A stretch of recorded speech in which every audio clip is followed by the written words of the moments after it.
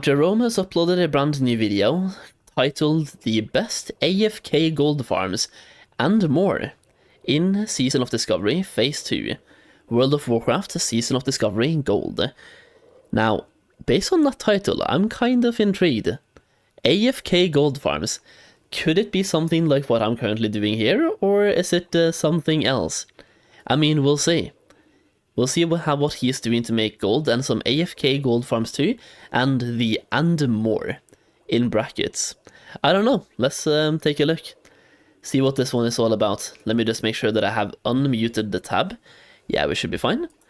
Alright, let's take a look, boys. I will be pausing the video as well a little bit and commenting whatever I have to add during the video here.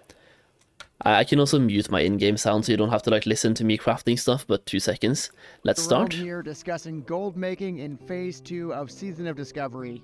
Adventurers are definitely busy taking advantage of the 100% leveling boost to take on new challenges with new characters. At level 40 though, players are in for a big surprise with all... I'm just gonna start off by saying I love the green screen he's using. Like, both for the videos and for his streams, it's just adding so much, dude. I don't think he's gonna be like watching me react to that, but like if you do, that the green screen is working wonders, man. It's just adding a lot. It's great. All their newfound expenses. You've got gear, you've got mount, you've got consumables for the epic Nomergon raid.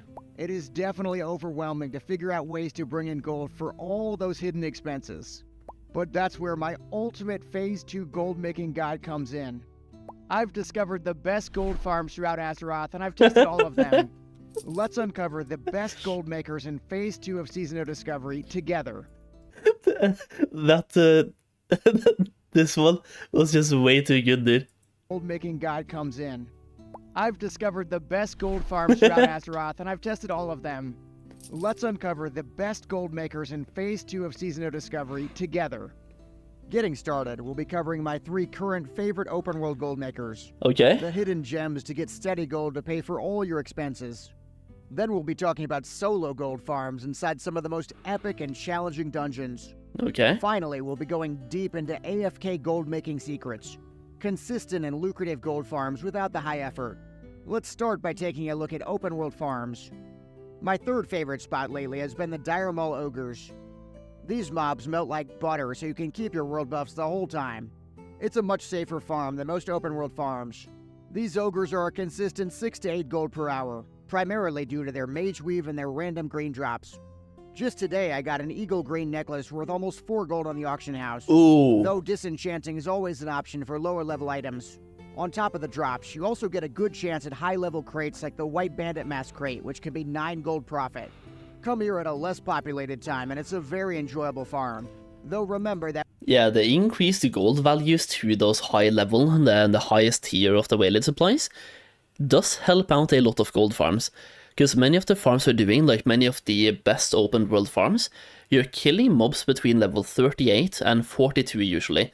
Sometimes even higher as well, but these mobs, they can give you the highest level of waylaid supplies, and like he just said, White Bandit Masks are 9 gold profit.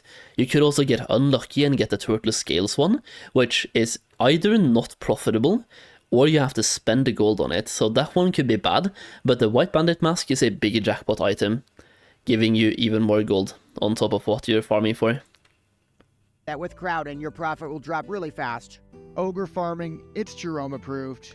Up next, let's talk about the Witherbark Troll Farm. Similar to the Dire Maul Ogres, the main draw is the Mage Weave and the raw gold. You get a big trade-off, far less crowding, but the catches of the mobs are scarier and they can socially aggro too. The Mage Weave cloth, the troll necklaces, and the greens are all relatively common drops though. I'd put this farm at a base of 7 to 9 gold per hour on a fast-killing character like my Hunter. And of course, any crate you get can really skyrocket that up just like the Ogre farm. Troll farming, it's Jerome approved. Let's talk about my favorite open world farm right now. Firemane Dragonkin farming in Dustwallow is just amazing. All the perfect greens in that high level 30 range. I also got several supply crates from this farm as well. It's an easy 8 to 10 gold per hour, if not more. The only real downside of Dragonkin farming is that if somebody decides to fight you, the run back is really bad. The run back is absolutely horrendous on that one. I've done it once or twice, and yeah, It's the second you have any PvP happening there, it really devalues that farm in terms of gold per hour. That being said, the farm itself is really good. You have a lot of really good loot that he just talked about. Small flame sacks as well can drop there. And if you farm outside the cave and inside the cave, you will have 6 different chest spawn locations really close to each other. And I think of those 6, it's 3 and 3. So there's like one set of spawns are 3 chests, which means if you're lucky, 2 of them can be up at the exact same time, and you can loot both of them. So getting those chests, you can get another true silver bar, which on most servers that's like 1 gold extra. You can get some herbs in there, potions in there. The greater healing potions or superior healing potions are really, really valuable. 50 silver on my server, for example. So chests can really add to the gold per hour here. It's very RNG though. Can also give you like greens, blues, and epics. Dragonkin farming, it's Jerome approved. Alright, so I had to throw in a bonus here because everybody's talking about this spot. Turtle farming in Tanaris, please? If that's not on there, that has to be like an additional bonus. Turtle farming in Tanaris, if you have skinning. It's a very popular farm at the moment, and for a good reason, but turtle scales, like that farm is just really good. And based on him saying that most farms here are between 8 and 10 gold, that one consistently, no matter what character I play, gives me more than 10 gold per hour. The woodpod knolls are really easy to kill, especially the casters for me. They drop all sorts of nice greens, the Waylite supply boxes, and a huge amount of mage weave and silk. There's pretty solid mob density here. There's usually something to kill even at populated times. The big draw though is the proximity to the horde town with the vendors and a mailbox. I'd put the woodpod knolls around 7 or 8 gold per hour currently. Woodpod knolls, they're Jerome approved. So we've talked open world, let's talk about my favorite solo dungeon farms. Up first is cathedral farming. This is the hidden gem of gold making in Phase 2. To set the ground rules, you need a hunter or a mage. Mages can do 10-minute full clears, while hunters can do 12-minute full clears. You get about 25 gold per hour in raw golden items, and you get a chance at additional epics and valuable greens to sell in the auction house too. I knew absolutely nothing about hunter farming and mob kiting, and I still managed to master the farm in about 10 hours this week. Now I'm starting to bring in paying customers with additional potential profit of over 200 gold per hour. Within the next month, I fully expect to have made over 5,000 gold just from Scarlet Monastery. It's that good. Cathedral boosting, it's Jerome approved. My other favorite solo farm is Alderman. If you wondered why I mentioned that SM Cathedral boosting is that hidden gem, it's because every hunter in Azeroth is currently in Alderman. The farm's really not as easy as it looks, and I still struggle to do it every run consistently. But it's a very strong 30 gold per hour, plus a chance at all sorts of rare and expensive items. And one of the best perks of Alderman being so lucrative and popular is that there have been weakars developed specifically for it. Below the video is a weakar that makes the fireballs much more manageable, which has really helped me. Though at this point I know you're thinking, well, I don't even have a hunter or a mage, this really isn't for me. But really, it would only take you 3 or 4 nights to get a hunter or a mage to 40, and then you're right in there making gold. Killing mobs for gold is great, but what if I told you there were more lucrative moneymakers hidden away in your favorite city? Let's talk about the obscure and AFK gold makers. The first lucrative AFK gold maker is just to craft items. Yep. I'm sure you already knew that much, but what if there was a way to immediately check every profitable craft in the game, as well as every Waylite supply crate as well? This excellent spreadsheet from my friend Simon Eyes can do just that. First, you've got to grab Auctionator from CurseForge. It's a really simple auction app. First, you'll want to import the Everything list from the Shopping List tab on the sheet. Then run a scan of that list by pressing the search button. Export the results and copy them into the Data Import section of the sheet to get up-to-date price data. Now you can easily see which crafts are profitable and which ones to avoid, even for Waylite supplies. As for the crafting itself, I definitely recommend making a variety of items to keep sales moving. In my case, I usually focus on cooking, engineering, and tailoring. That being said, alchemy is a great profit driver and less players have that profession. As you level more alts, definitely consider picking professions to maximize profit instead of min-maxing raid performance. I also use multiple alts to cover as many professions as possible. There's hundreds of gold profit per day here if you get really into it, so I highly recommend this method. One other feature on the sheet is that you can easily see if salvage or objects are worth turning in for profit in the raid. For example, right now grime-encrusted objects are slightly profitable to turn in. Meanwhile, the Ziri's mystery crates aren't worth doing at all. While this isn't a huge daily profit driver for me, it is a nice way to make some profit whenever you run Nomergon. I think also if you have the grime encrusted salvage, I think the lazy goldmaker did some math on this the other day, and I think he did the math like a long time ago, but there was a video popping up a few days ago, or the other day, and if grime encrusted salvage are at 50 silver each, you make like 10 silver profit, or something like that, give or take, right? Because you get, and that is like without counting the materials, by the way. It's just from the, you get like scraps, like serious scraps or something, vendoring for 25 silver. By vendoring those, you get the crafting cost back, or like you get the cost of the salvage back, and the cost of 30 silver to hand in, right?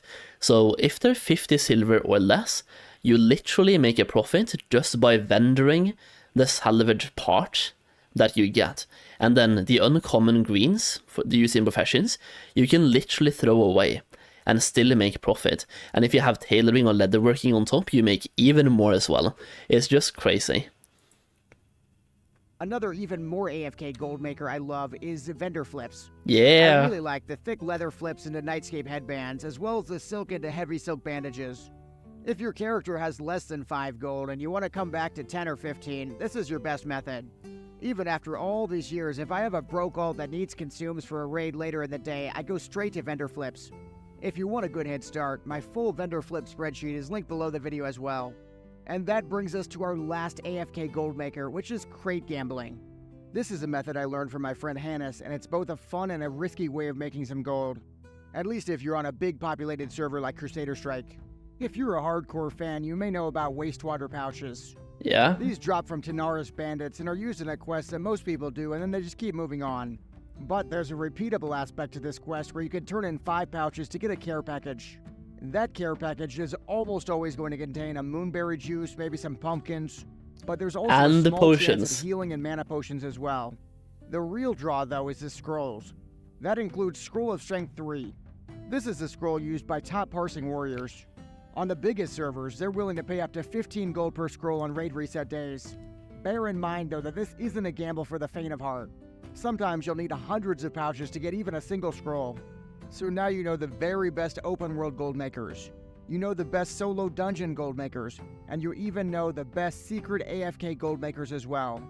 I would love to know what your current favorite gold making method is. Let's talk about it in the comments. Very easy. Crafting lesser arcane elixirs. Yeah. Favorite gold maker. Yeah. It's insane.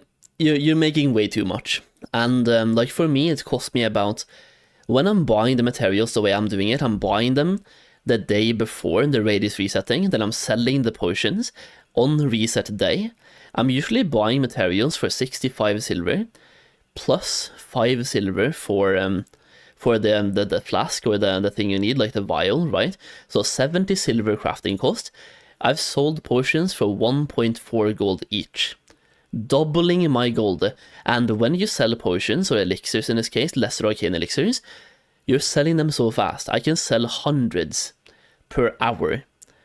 So like we're talking hundreds, like 500 sales per hour, by posting them in stacks of 1, stacks of 2, and even stacks of 5.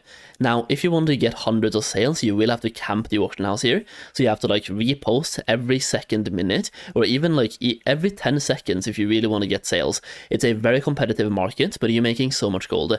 Now, the average profit that I'm making is about 30 silver profit per elixir, and yeah, they're just flying off the auction house. It's one of the, it's my primary gold making method at the moment, just because it's so good. I started incorporating it as an option, and now it's like my primary way of making gold. And while I work on the next video, you gotta make sure you subscribe to get access to future gold making secrets before everybody else. Yeah. And hopefully I've convinced you to re-roll by this point as well, so definitely check out my DPS tier list to know where hunters and mages truly stack up. Hopefully I've convinced you to re-roll. Just casually hinting towards everyone should feel the need to reroll. Go mage or hunter if you want to make gold. But to be fair though, hunters are incredible. I've even seen Frosted Damus' video on like, well, I haven't seen the entire thing, but I watched part of the video today before the stream on the Tanaris pirate grind, where he was AoE farming pirates on a hunter at level 40. better than mages can. There's just like, hunters are crazy, man, when it comes to gold making. But really good video by Jerome, definitely like talking about everything about gold making, both crafting, flipping, farming. I do have a similar video, which isn't, it's like not really similar, but kind of in the same degree, coming out soon, TM as well. Actually, it's already like in early access to anyone who has my gold making guide, but it's gonna go public soon enough. And it's talking about how I make my gold. Step 1 is farm, step 2 is craft, and then step 3 and step 4 and step 5. Just like a step by step, how to start and what to do when you have more gold, and what to like keep progressing and keep making more gold. Because gold making is very scalable. You start by making 10 gold per hour, then you're up to 20, then 30, then 40, then 50, and then infinite. It's like a very scalable topic when it comes to like how to make gold. You can start by making 10 gold per hour, then by incorporating what you're already doing and incorporating more stuff, you just make even more gold. It just really scales. Either way, good video. I just went on a little bit of a tangent there, but really good video. Now I'm gonna go and get my food. I'm gonna play a